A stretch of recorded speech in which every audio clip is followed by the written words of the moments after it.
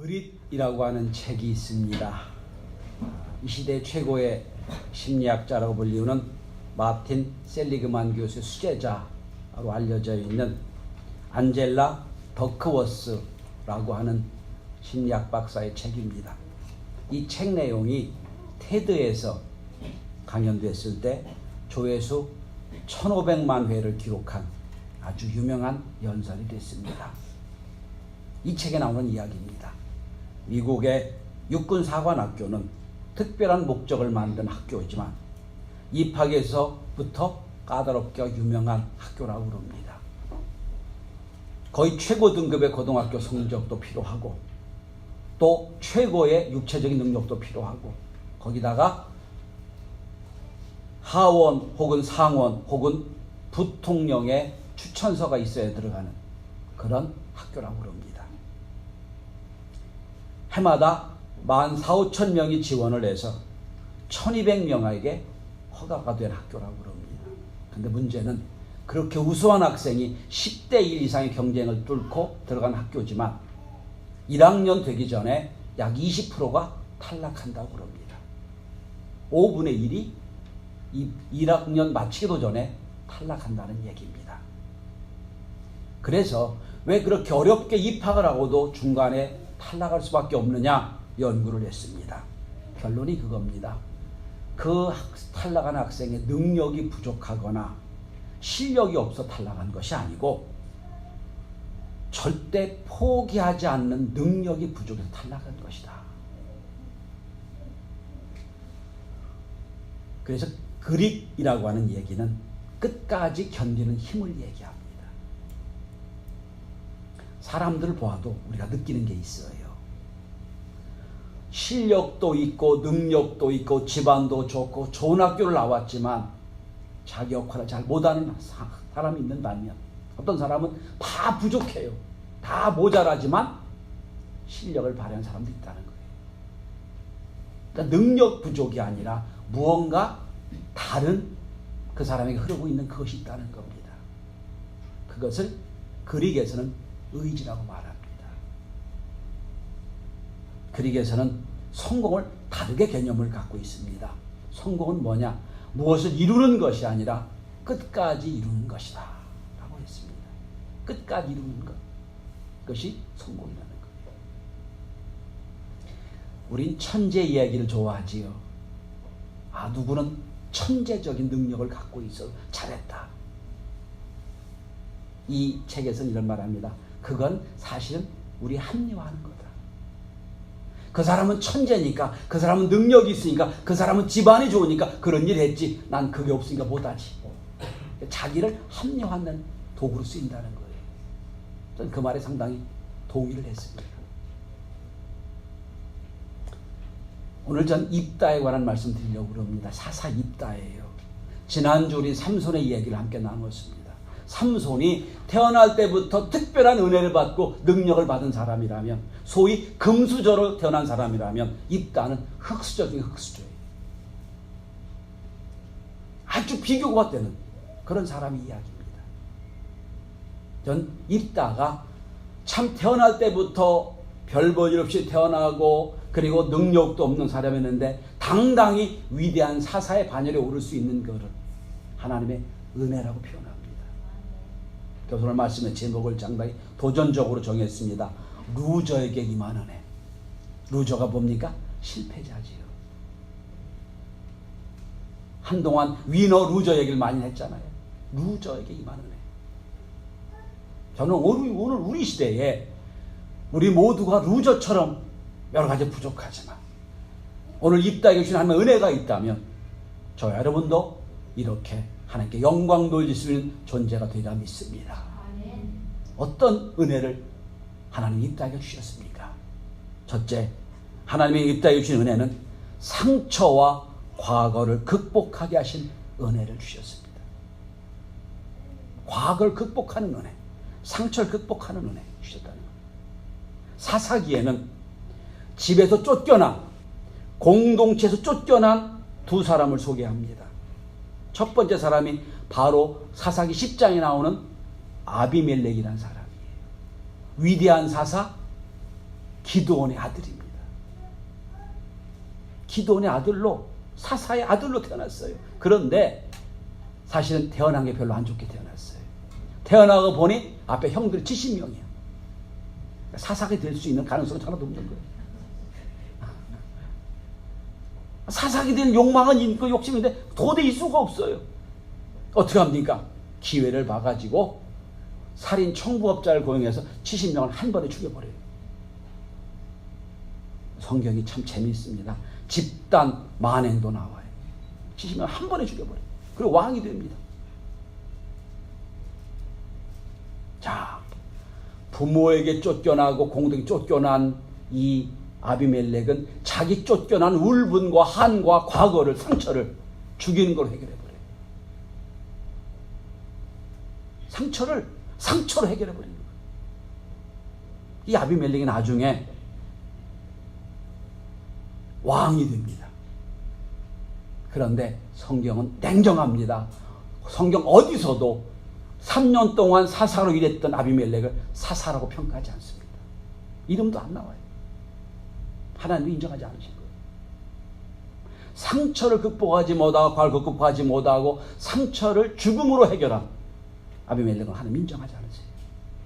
똑같은 사람이 오늘 본문에 입다예요. 입다도 공동체 무리에서 쫓겨난 사람이에요.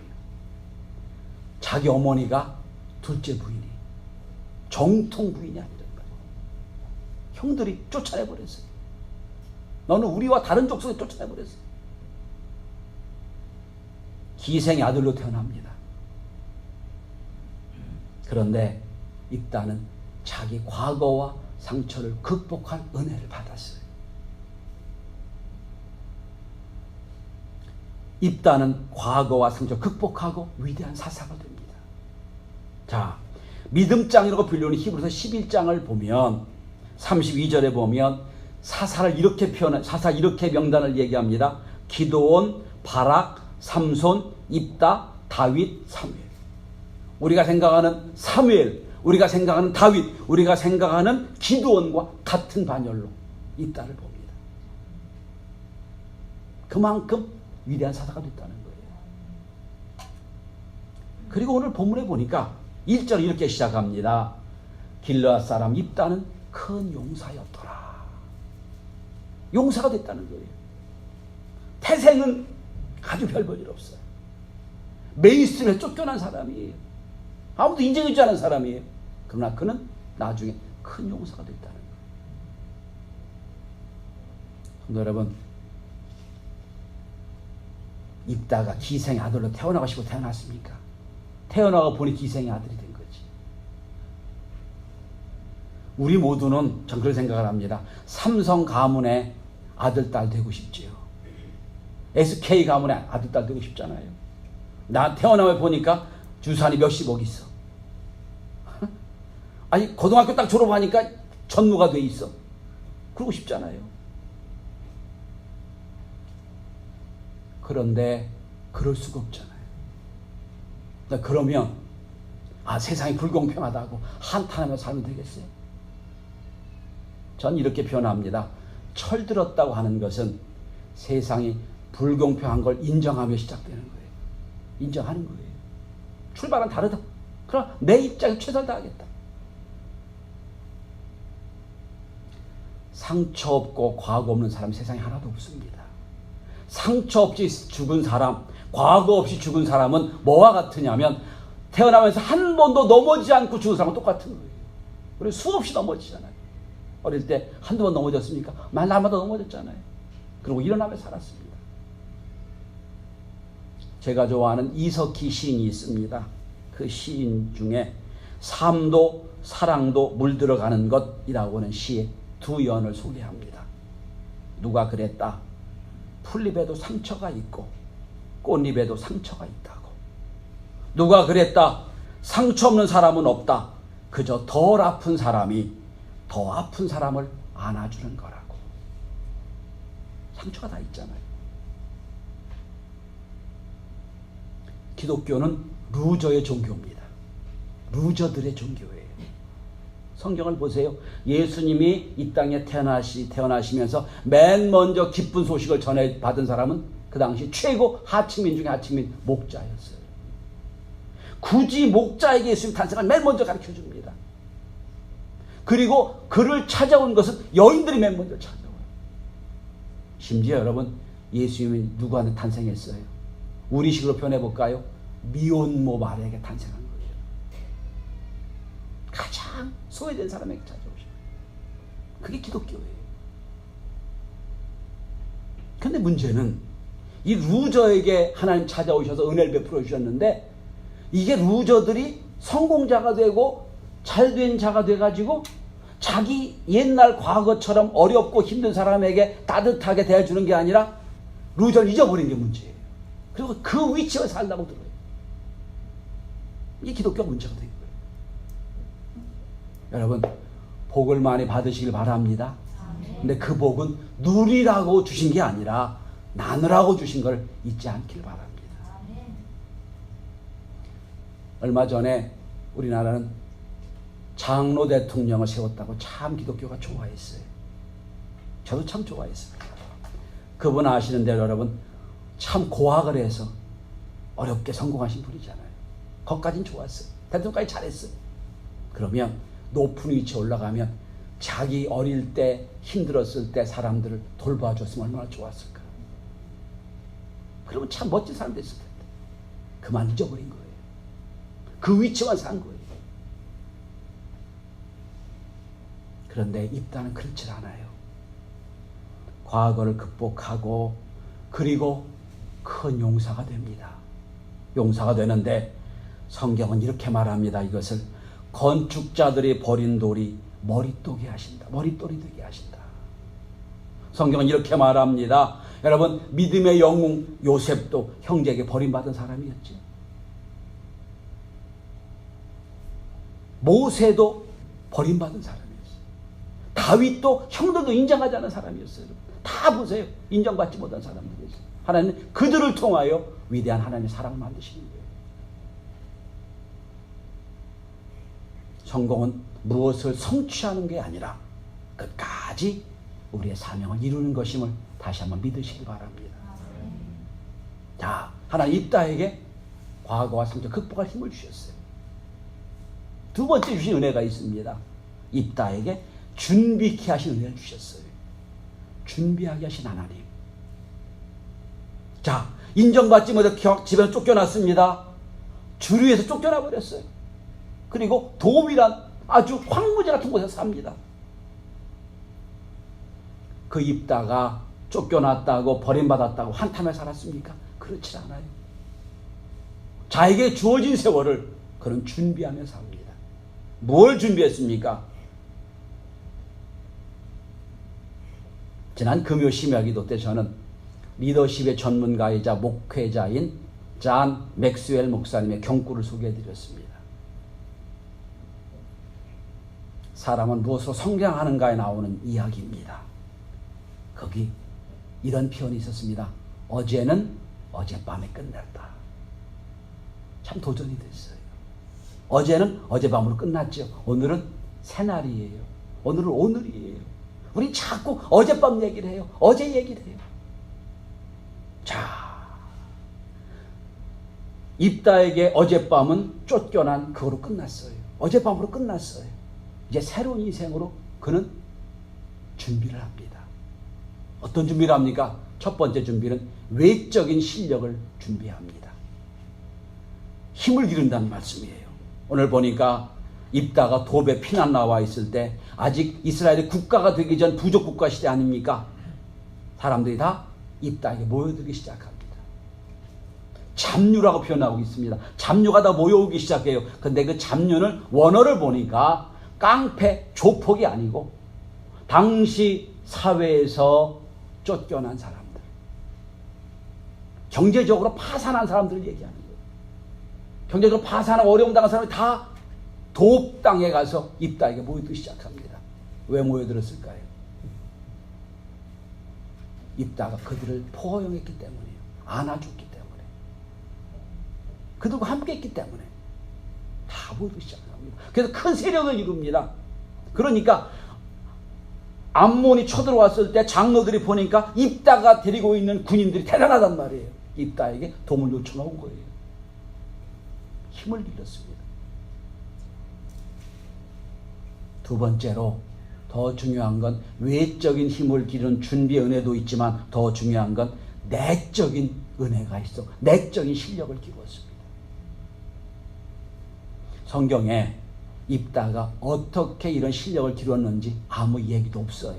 근데 우리는 뭐로 볼 수 있냐면 12절 이하 마지막 절까지 암몬의 왕과 입다가 외교전을 합니다. 외교로 맞섭니다. 입다가 막 공격해 오니까 이제 입다가 이스라엘의 우두머리가 돼가지고 암몬을 향하여 외교전을 벌입니다. 그때 암몬 왕에게 했던 말을 분석해 보면 입다가 보통 사람이 아닌 걸 알게 됩니다. 암몬 자손이 쳐들어왔을 때 너희들이 쳐들어온 게 잘못이다라고 세 가지를 얘기합니다. 첫 번째는 역사적인 사실을 들이댑니다. 무슨 얘기입니까? 출애굽할 때 우리 조상들이 너희 땅을 통과하려고 했을 때 양보하라고 했는데 양보하지 않았느냐. 그래서 우리는 우회로 다른 땅을 갔다. 그때 너희들은 우리 안 도와주고 나서 지금 우리 땅을 내놓으라고 하느냐? 잘못됐다. 역사적으로 잘못됐다고 얘기합니다. 둘째로 신학적인 근거를 댑니다.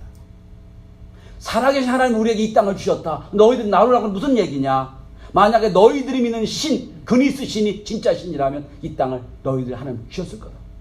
하나님 우리에게 주셨다. 신학적으로 증명합니다. 그리고 마지막 세 번째로 규범을 갖고 얘기합니다. 너희 조상들이 만약에 이 땅이 너희 땅이었다면 왜 그때 안 뺏고 지금 와 달라고 하느냐? 이미 우리가 점령하고 있는 땅 아니냐? 이거 교육 없이 준비 없이 할 수 있는 말이 아니에요. 철저하게 준비.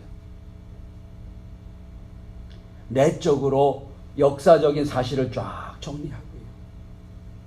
또 하나님이 함께 하시는 역사도 정리하고, 그리고 또 지금 현재 있는 우리가 지배하고 있는 땅의 실효성 갖고 얘기합니다. 이게 보통 사람인가요, 여러분? 내적으로 준비한 거예요. 근데 여러분, 우리 주어진 삶이 어렵고 힘들다 하더라도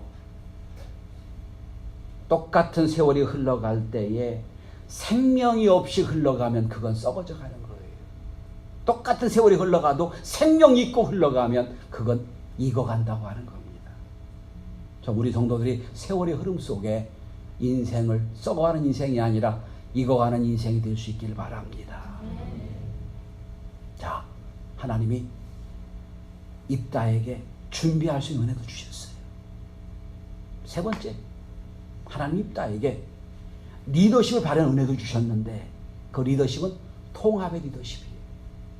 자, 지금 입다는 길르앗 공동체 쫓겨났습니다. 원수가 길르앗이에요. 입다에게는 개인적으로 원수는 날 쫓겨냈으니까. 그런데 이 입다가 전쟁을 하기 전에 고백하는 말을 들으면 이렇게 봅니다. 입다와 길르앗과 이스라엘을 하나로 묶어내요. 그래서 12절에 보면 입다가 암몬 자손 이렇게 말합니다. 내가 나와 무슨 상관이 있기로 내 땅을 치러 왔느냐. 내 땅이라고 말합니다. 내 땅. 이미 입다는 이스라엘의 공동체에 들어가서 공동체를 묶어내는 겁니다. 묶어내는 것. 그러니까 이미 입다 속에는 나를 쫓아냈던 그들 향한 미움, 배처 하나도 없어요. 다 공동체에 묶어내는 겁니다. 여러분, 저는 오늘 우리 시대에 하나님의 은혜가 주어지신다면 통합의 리더십의 은혜가 있어서 생각을 해요. 내 원수를 적으로 만들어내고 그러고 자꾸 분열시키는 영이 아니라 나를 쫓겨냈던 사람이라 하더라도 통합하고 하나 되는 그런 리더십, 이 나라가 필요하지 않나 생각을 합니다. 그 은혜를 주신 거예요. 자, 그리고 마지막입니다. 하나님 입다에 은혜를 주셨는데 하나님의 은혜, 상처를 극복하게 하셨죠. 준비하게 하셨죠. 통합하게 하셨죠. 마지막 제일 중요한 문제가 나옵니다. 입다는 역사의 주관자가 하나님이라는 걸 믿을 수 있는 은혜를 주셨어요. 믿음은 은혜입니다. 여러분, 자, 오늘 입다의 상황이라면 자기를 쫓아냈던 그 공동체, 길앗 공동체가 와서 도와달라고 했을 때 거들먹거릴 수 있을 거예요. 아, 내가 전쟁에서 이기면, 어떡할래? 이럴 수 있을 거예요. 그런데 오늘 본문을 읽어보시면 이 전쟁에서 입다는 철저하게 수동적으로 나갑니다. 여러분, 9절을 한번 주목해 보십시오. 이 전쟁은 내가 이기는 전쟁이, 내가 나가는 전쟁이 아니라 9절입니다. 만일 여호와께서 그들을 내게 넘겨주시면, 누가 넘겨주시는 거예요? 하나님 넘겨주시는 거지. 하나님이 주관자라는 거예요. 하나님이 나의 이 전쟁을 이기게 해주신다면, 전쟁의 승패는 누가 있다는 거예요? 하나님께 있다는 거예요. 그리고 11절에 보면 입다는 미스바에서 이 말을 다 고합니다. 미스바는 성전이 있던 곳이거든요. 예배처가 있던 곳입니다. 이제는 아직 성전이 있기 전이니까 거기서 하나님 앞에 기도했다는 거예요.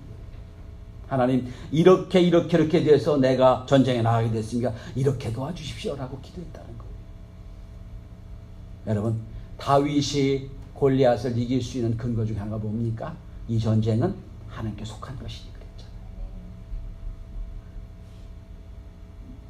그리고 27절에 보면 마지막입니다.